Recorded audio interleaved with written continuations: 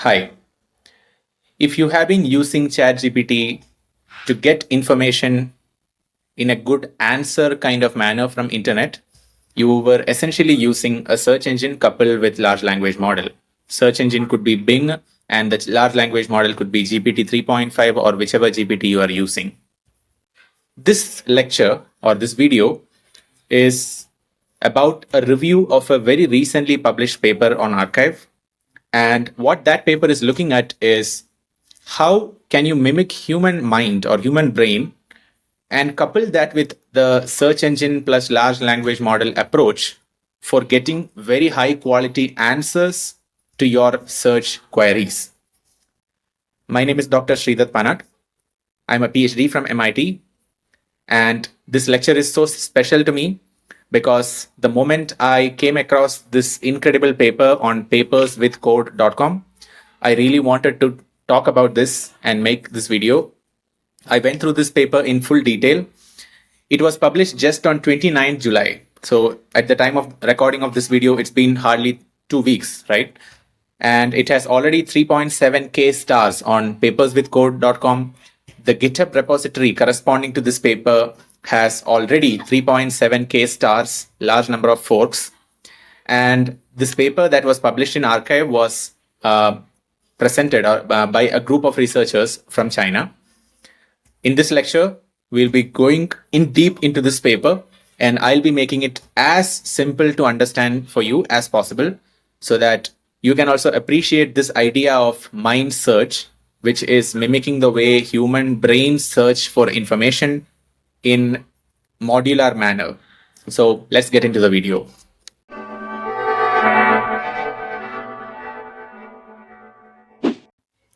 The main difference between Google versus ChatGPT is that Google just gives you search result in the form of web pages.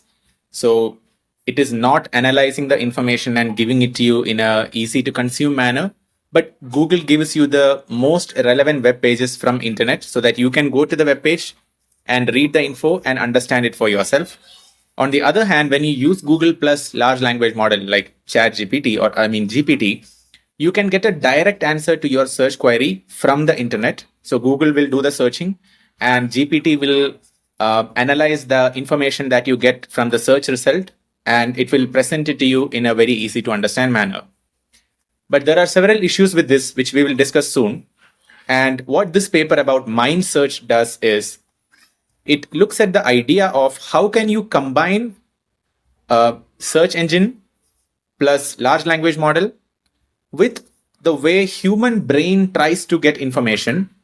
How can you do these three things together to get better and efficient response to your search query?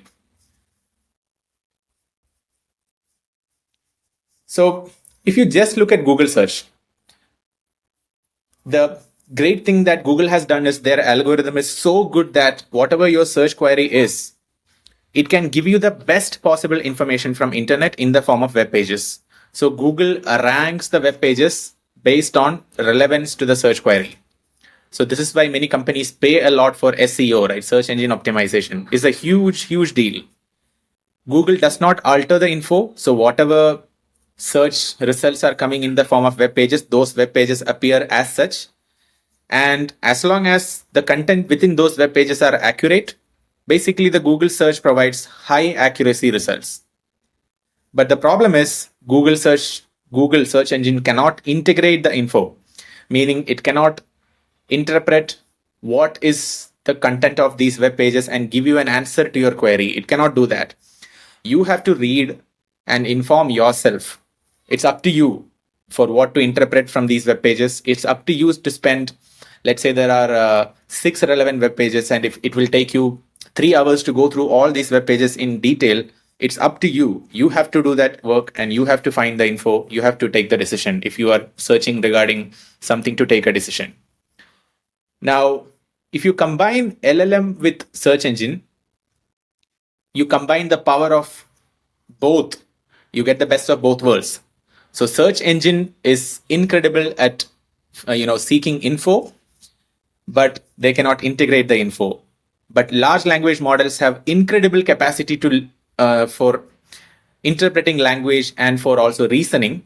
So if you combine these two things, you can get the best of both worlds. But what this paper is discussing is some challenges within this. And those are the following. In large language models, there is something called context length. So you might have noticed that in ChatGPT, if you paste a huge paragraph, not even paragraph, let's say you copy paste something from a textbook and you paste it in ChatGPT, it's very difficult for it to consume that much information. It's too big for it to process. And this is because of something called as the context length. Although context size is increasing for the later models of GPT or later more modern large language models, this is still a limitation.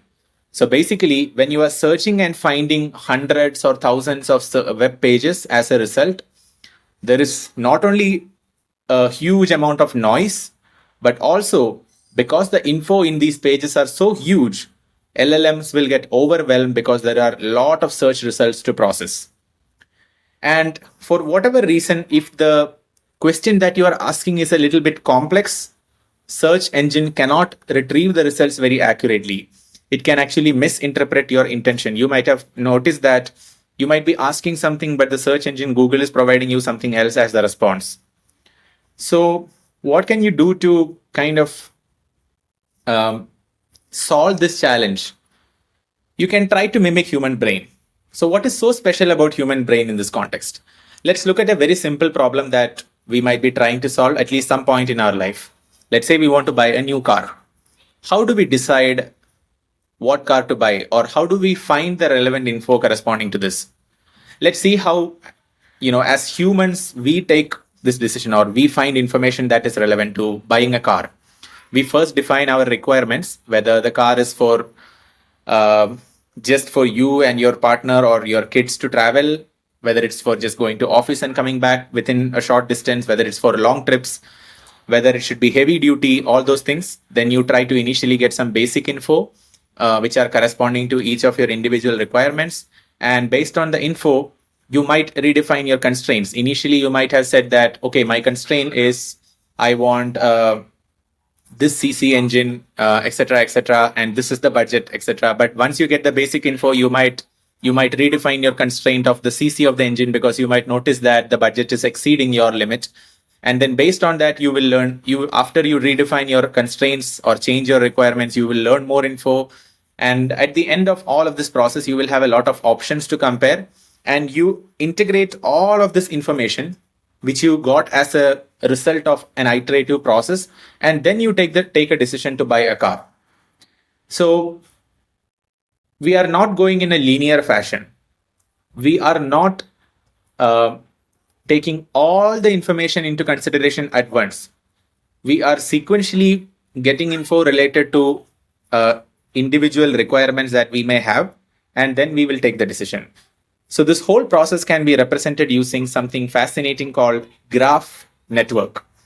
So if our final goal is to identify this car type that we have to buy, we want to buy this thing, it is informed maybe by a few parameters. Budget might be a thing, brand of the car, the features of the car, resale value, purpose for which we are buying. All of this will inform the decision of which car type to buy. Now, within the brand can influence the features. The features and the brand may influence the resale value. The purpose of your car will inform the features, because if you are taking it for heavy duty, you may be looking for a certain set of features. The features now that you want might inform your budget. So will the brand.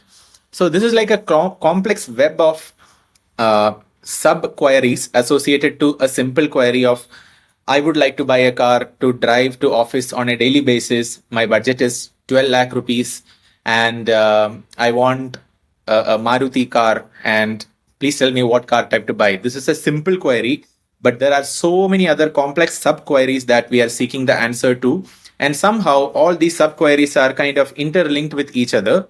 And this whole interlink, this web of information that are connected to each other, finally inform your decision. So this is how human brain maps information in a manner in which it is modularized. And this is something that is called as graph network. And we will see how in this paper, MindSearch, we use this kind of a graph network based query formulation to get information in a much more efficient manner using large language model plus search engine. If you carefully observe the way in which we found the information about the car type to buy, you can identify a few different characteristics. We do not search for all info as a single question, as I mentioned. And we are dividing our requirement into meaningful units or sub-queries. We may be finding information related to sub-queries in parallel. So what I mean by that is we might be finding info about the features of the car while also getting info about the budget, while also getting info about the resale value. So what I mean is you are not constrained that to find the budget, you have to necessarily find the feature. You can do it in parallel and then create a relation between features and budget. You don't have to get the information about the brand to identify your purpose of buying the car. You don't have to necessarily, of course, features and brand will inform the resale value, but you might be eyeing a certain resale value before even you know what brand you are thinking and what features you really want. So you are finding info related to each of these subqueries in a time series manner and also often in parallel.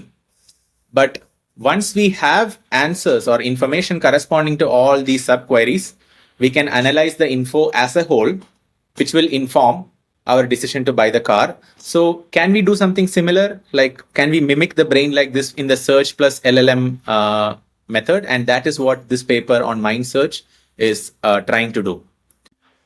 So the paper is very beautifully written. I highly recommend you to go through it. It's not, although it may look intimidating a little bit, it's not actually complex to understand. But I will anyway divide it into even easier to understand chunks. And I will go through the figures of this paper. And initially, it may look like these graph network model, the nodes and edges of this graph, all of that are difficult to comprehend. It is not so. So you can read the paper maybe after watching this video. Let's go into the details of the paper now. So firstly, what the paper proposes is two separate items, one called Web Planner and second one is Web Searcher. So Web Planner has a combination of several Python scripts plus large language model agents, LLM agents, which does everything with respect to chopping down the query into meaningful subunits, converting the query into a graph network format. This graph network is dynamic in nature, meaning the shape of the graph will depend on what results you are getting from the web searcher. And this web searcher is actually a separate unit. It searches for results from the web for these individual subqueries. I'll show you that with a simple example. This example is also discussed in the paper.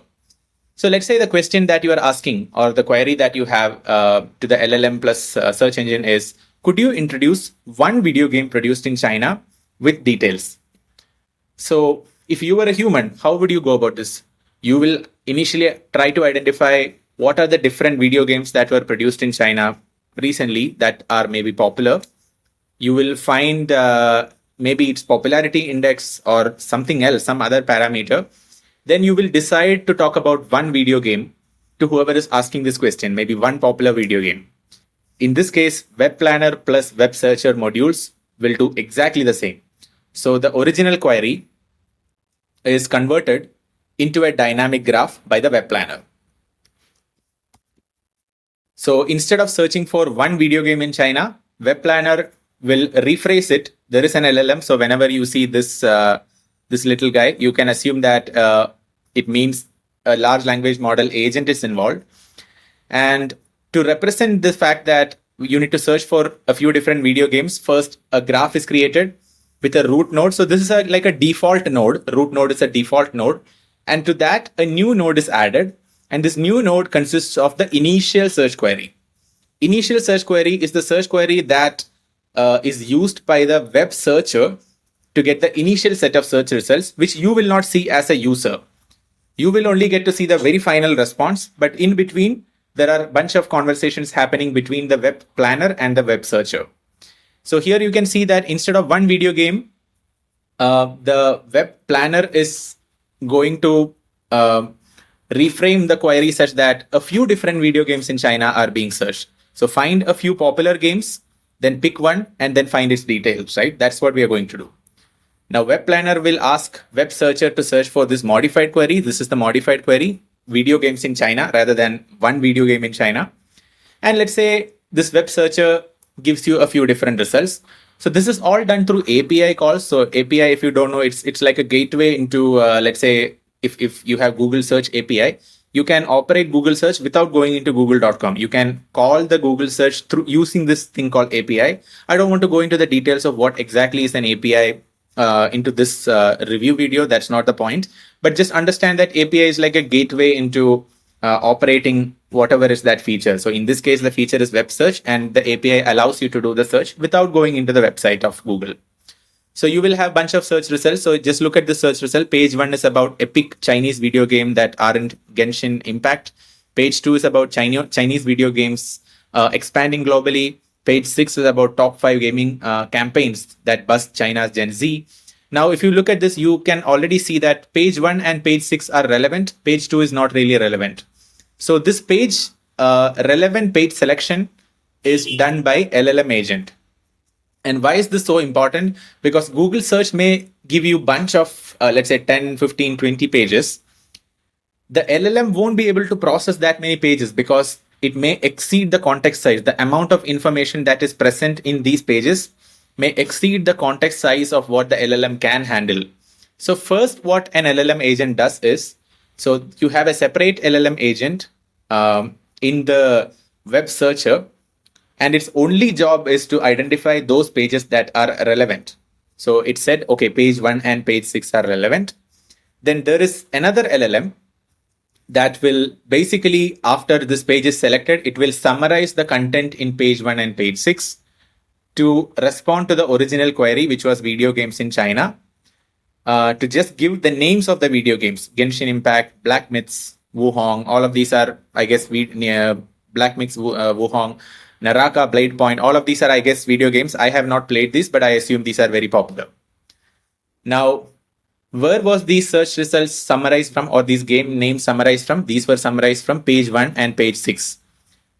Page 2 was avoided because the first LLM agent asked to avoid page 2. That's the only job of that LLM agent. The second LLM agent, this guy, summarized the page 1 and page 6 content to identify the names of the relevant games. So this is what web searcher did. Now web searcher result is given back. So the names of few Chinese games are given back into the web planner, and the first game out of this result, Genshin Impact, is selected. So you pick Genshin Impact, and you are asking, now the web planner will ask to find more info regarding Genshin Impact back into the web searcher. But in this process, you can see that originally in the previous graph, there was only a root node and the first node. First node had the initial search query. Now there are a few more nodes added, which are relevant to more detailed information about this particular game, Genshin Impact. So what are the details? The background about the game, roles and relationships of the characters within the game, something called as horners within the game. I was Googling a little bit what exactly is this term horners, because I was a bit confused when I saw this initially because I was not familiar with the game. Apparently it's some enemy characters or something in the game. So these terms are all related to something specific within the Genshin Impact game. For those of you who are wondering, this is what the game looks like. I have no idea what is the gameplay here and the details of the game. Anyways, if you have played it, you will relate to it very well. And then what the web searcher do is, now there are few different things, like there are n different sub queries that the web searcher has to do, because you have to identify the background of the Genshin Impact game, roles and relationships of the characters, horners in the Genshin Impact game. And what the web searcher will do is, now it will execute each of these individual items in parallel. And this parallel execution will make sure that the web search is now fine-grained. This is so important because in a regular web search, if you were just asking, find the most popular Chinese video game from recent times and find its characteristic. If you search like that, you may end up getting some result and some characteristics of those games, but it's not as powerful as this fine-grained web search. So here, the first web searcher is looking for the background of this game, background of Genshin Impact.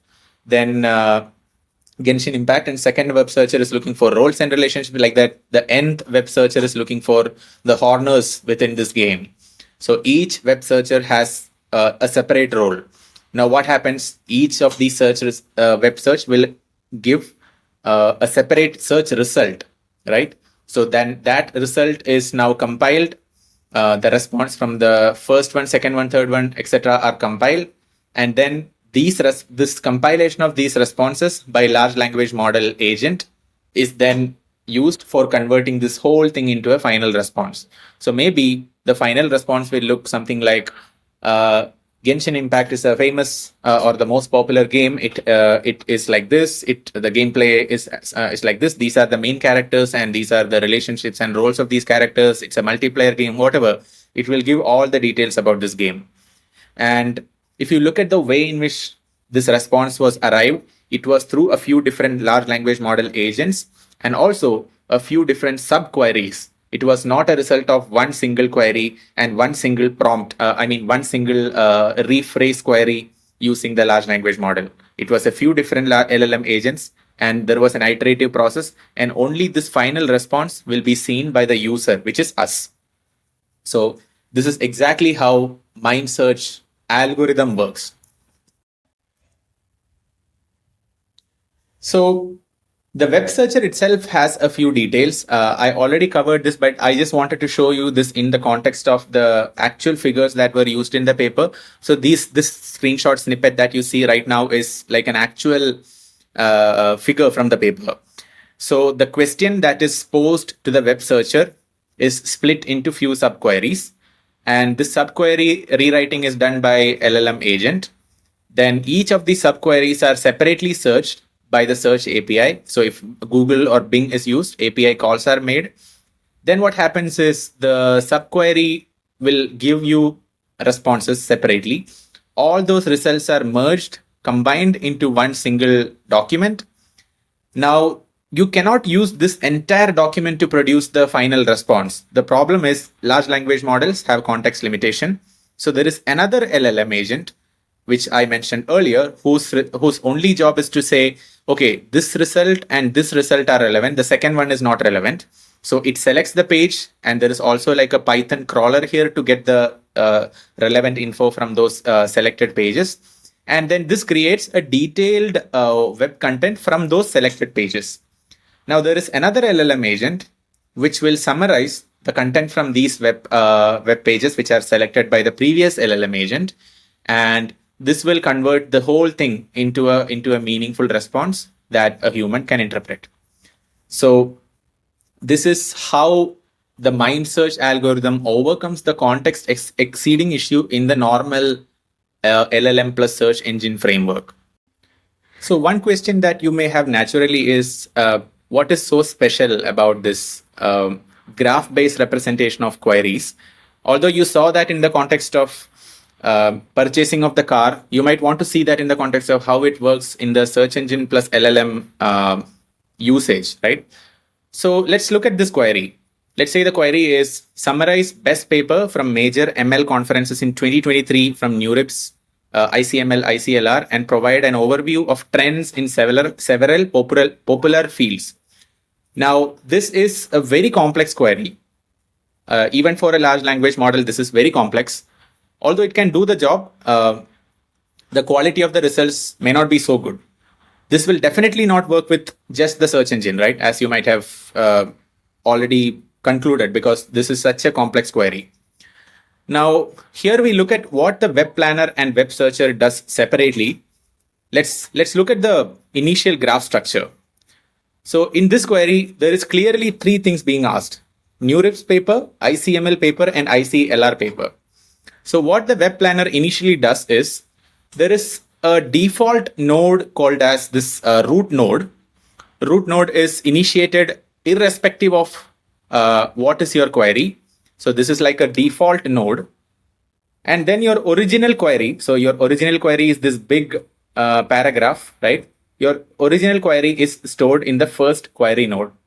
And an edge, which is a connection, forms between this node, the root node, and this query node. Now, the web planner also recognizes, because this big query cannot be sent into the web searcher because it's too much. There is no modularization. Web planner will also create, with the help of large language model agents, it will recognize that 3 more nodes has to be created. The first node will store the information that NeurIPS paper information has to be fetched. Second one will be that ICML paper info has to be fetched. And third is ICLR paper info has to be fetched. And there will be one edge that is going from this original big query node into this NeurIPS node, another one into ICML, and another one into ICLR. Now, do you see the flow in which the queries, or rather the sub-queries are going? One flow is in this direction, and another flow is kind of in this direction, and another flow is in this direction. Now, you will obviously notice that for each of these directions, you need to conduct 3 different web searches. And that is exactly now what the web searcher will do. So web searcher will try to find the best NeurIPS paper, best ICML paper, and best ICLR paper in 3 separate search queries. Then there will be 3 separate responses that the web searcher will obtain. And the responses will contain the details of this paper, maybe the paper title, the abstract of the paper, the actual PDF, like the link to the PDF, bunch of things, right? Bunch of things will be part of the web searcher results. The LLM agents within the web searcher will combine these into 3 separate responses. And when you give it back to the web planner will realize that to answer the original query, because what was the original query? It was not just about what are the best papers. It also had one more thing: provide an overview. So summarize the best paper, right? So you have to get the best paper info from these 3 conferences 2023, and also provide an overview of the trends in the several popular fields. So these several popular fields could be based on the topic of these papers. So then you have to identify the broader field from the top papers identified from these 3 conferences. So web planner will identify that from the web searcher response, and it will create 3 more new nodes. One node will be pointing from the node about the NeurIPS paper into the general topic that was covered in the NeurIPS paper, optimization algorithm development. Second one is from the ICML paper into GNN development. The ICML paper could be about GNN, graph neural network. And the third one could be from the ICLR paper node to the specific topic about the best paper award winning paper from the 2023 ICLR conference, which could be text to 3D model generation. Now, do you see how the search is getting more and more refined? Initially, we had the broad search query. Then the broad search query was split into 3 categories based on the 3 conferences that were present in the query. So this whole web planner graph network is very dynamic. It is changing based on what is the response that is coming from the web searcher. Now, based on the response for these 3 queries from the web searcher, the web planner created 3 more nodes. So this was the first node, second node, and third node. Now there is three ways in which the search query is flowing. Search query and the corresponding responses are flowing. Now again, the web searcher will execute the code to get the response to what is in general happening in these 3 areas. And then the web searcher response will be again sent into web planner.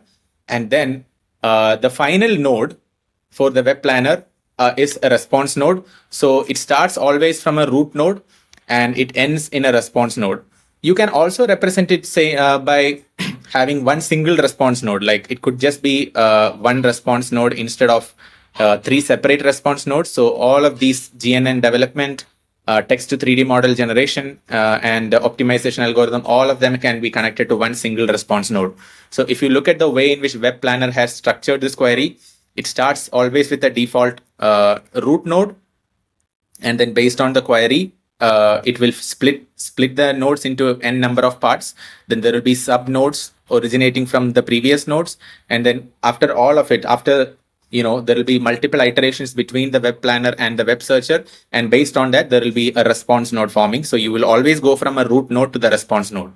And this response node is basically responsible for the final web planner response, which will be crafted by a large language model agent. And this response will be in a readable format for humans, whoever asked the question, asked the original query. So this is exactly how MindSearch algorithm works with Web Planner plus Web Searcher. Now, in this paper, they are also providing some quantitative and qualitative results. So first, they choose a huge set of search queries. Some of them are in subjective nature, and some of them are of objective nature. So objective nature queries are Q&As, which has definite answers. And for the subjective queries, whatever response MindSearch gave was compared with the response from Perplexity AI. You might have tried Perplexity AI, and also from ChatGPT. And these responses were evaluated by a lot of humans. So these are all subjective evaluations conducted by humans. And here you can see in figure 4 from the paper, you can see the results. In all three factors, like depth of the response, breadth of the response, depth meaning how deep you are going into that topic, let's say from the ICML or NeurIPS papers, how deep you are going into the specific topics discussed in those papers, how broad you are going into the overview of the topics, and factuality, like how accurate it is. And you can see that from the responses of the people who evaluated the response from MindSearch, Perplexity, and ChatGPT, all of them said overwhelmingly that MindSearch is outperforming other models. And these are for subjective queries where humans were evaluating, and these are for objective queries. This particular table from the paper are for objective queries. And these queries were from Bamboogle, Music, Hotpot QA. These are a bunch of such places where you can find such objective Q&A. Closed set Q&A is what they call it. And you can see that the score for MindSearch is much better than score for other large language models. And now the big question from this whole paper is, what does this mean? Does this mean that MindSearch will replace Google, or MindSearch will replace the existing Google plus large language model? The answer to that question will rely on the answer to these 5 factors. First one is obviously speed. You have to make sure that there is very little latency when you are searching for something. The cost of MindSearch, the authors do not discuss how expensive it is to run the MindSearch for each query. Google has basically dominated the market. They have driven down the cost of their search engine by so much that it's almost impossible to beat them when it comes to finding info from the internet. So cost-wise, how do you compete? Accuracy. So Google is so accurate because it gives you the best possible web pages for your search. It does not modify the web page. It renders the web page as it is. I mean, it gives you the link to the web page, and of course, you will render it yourself on your search engine. I mean, on your browser. So there is no accuracy issue because Google is not interpreting its own search results. The one biggest problem with MindSearch that authors explicitly mention in the paper is hallucination. Hallucination is a phenomenon where the large language model can give nonsense answers. It can say things that are completely absurd. You ask LLM what is 1 plus 1, it can tell 4, because it's not a objective answer giving machine. It's basically a next word prediction AI engine. And finally, how useful the response is. Google response is often useful. At least when I use Google, half of the times the response is very useful. When I just use ChatGPT, then also the response is very useful. It is yet to be actually seen. The utility of the response in the limited context of whatever subjective Q&A they done, and then among the number of people whom they conducted the survey, of course, the utility seemed to be much higher than any other LLM plus search engine combination. But it is still not good enough to say MindSearch approach will replace, let's say, Google or Google plus another LLM framework, what is existing today. But anyways, this paper is too new and it's a bit too soon to critically analyze this paper. Nevertheless, it was one of the most interesting papers that I recently came across. So I highly encourage you to go through this. I will be sharing the link to the GitHub repo corresponding to this paper, the papers with code website, as well as the archive link. Just go through this paper. It will not take you too much time to read, especially after going through this video. You're also more than welcome to try it out yourself. Of course, you will need access to an LLM. You will need the API access. I don't know how much expense it will be to run this on a few different examples. Probably, I don't think it will be that expensive. But anyways, you can see that this repo is highly active. It's getting updated very frequently. And more and more people, I'm pretty sure, will be working on this from the number of forks that I can see here. But I hope you understood what this paper is, at least to some extent from what I explained. And we'll be covering a review of more such papers which are very relevant and recent. And until the time of our next review, take care. See you soon. Bye.